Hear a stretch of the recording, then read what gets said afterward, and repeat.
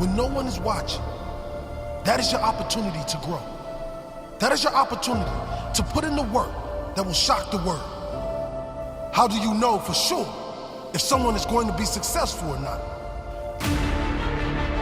Because what you do when no one is watching will most likely define where you end up in life. Do you work for praise or do you work for pride?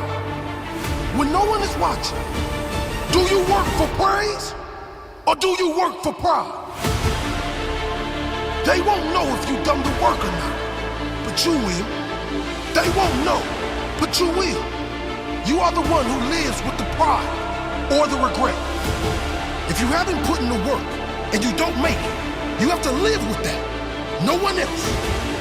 If you've been out partying when you should have been working, when you lose, that's on you.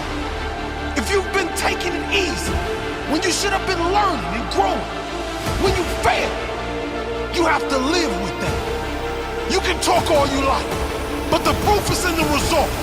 When it's showtime, your work will show. Don't work for the accolades. Work for the pride. Don't work for recognition. Work for your pride. Work for your growth.